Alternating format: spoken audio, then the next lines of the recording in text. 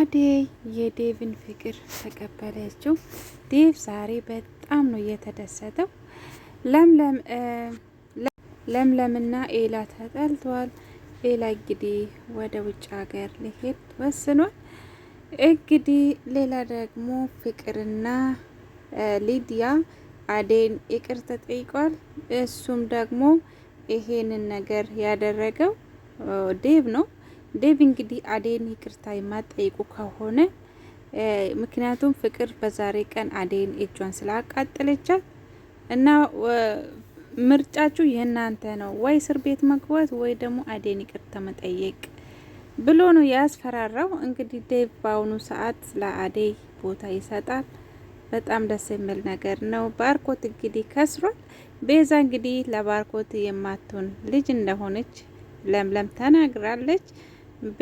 ይቆጫል እንግዲህ አንድ ቀን ይቆጫል ማለት ነው። አደይ እንግዲህ ታውቃላችሁ ምርጥ ሴት ናት፣ ሁሉም ሰው ይወዳታል። ውድና እየተከበራችሁ ቤተሰቦቼ አደይ ድራማ ክፍል 40 ተለቋል። ገብታችሁ ይሁት። በዛሬ ቀን እንግዲህ የተፈጠረ ነገሮች አሉ። ዴቭ እንግዲህ በዛሬ ቀን ታሪክ ሰራ። እንደው እኔ ከዴቭ ብዙ ነገርን ተምር ያለው ትግስት ያለ ሰው በቃ የምፈልገው ነገር ያገኛል።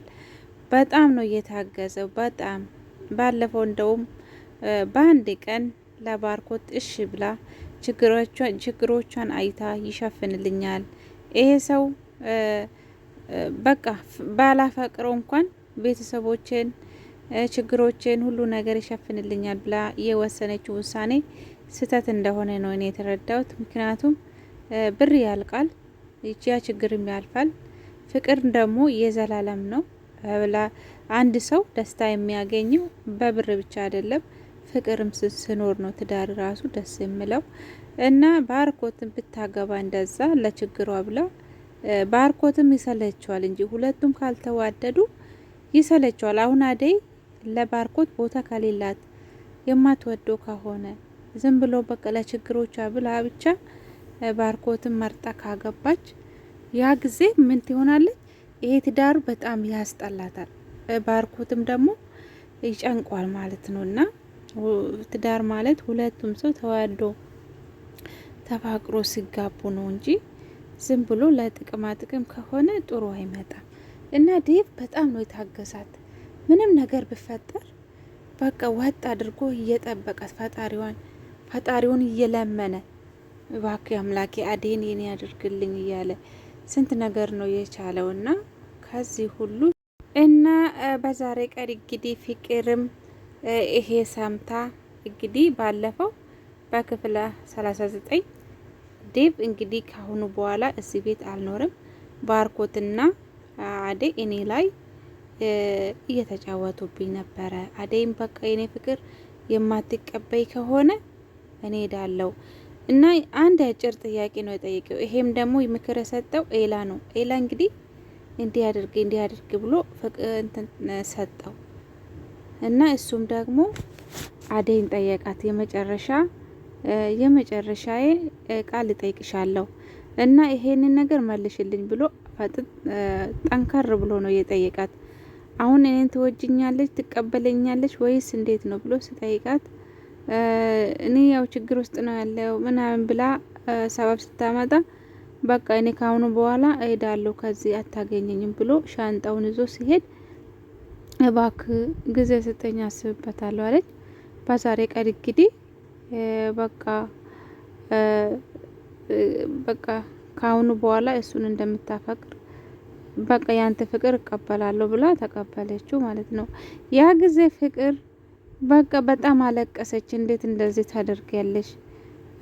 እንዴት ደግሞ ዴቭ አንተ ደግሞ እንዴት ከሰራተኛ ጋራ ፍቅር ትጀምራለህ?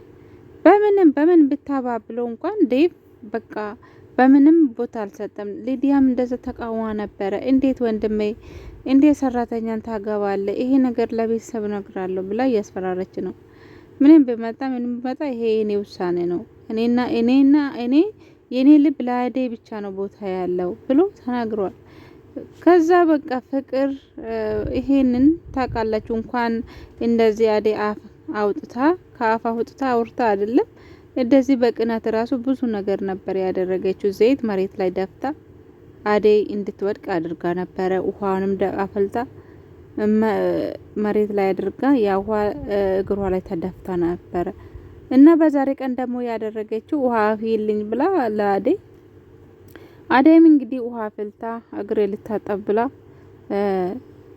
እግሬን እጣቢልኝ ነው ምንድነው ያለቻት። ከዛ ወደ ታች ጎንበስ ስትል ምን አደረገቻት?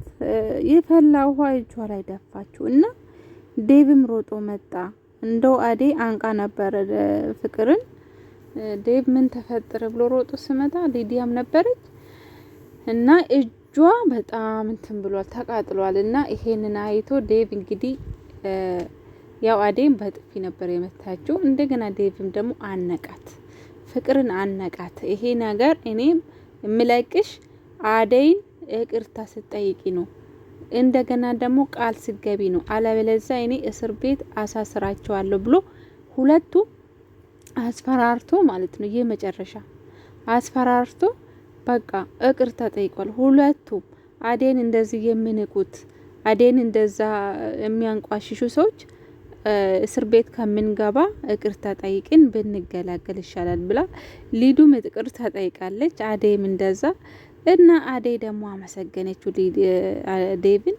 አንተነ ያስከበርከኝ አመሰግናለሁ ብላ ስታመሰግነው እሱ ደግሞ ይሄ ምስጋና አያስፈልግም፣ እኔ እኮ በጣም ነው ማፋቅርሽ፣ ፍቃደኛ ከሆንሽ ከዚህ ቤት እንውጣ፣ እዚህ ቤት መኖር ላንቺም ጥሩ አይደለም ብሏል ዴቭ። የወሰነ ውሳኔ ዛሬ በጣም እኔ ራሴ ደስ ብሎኛል።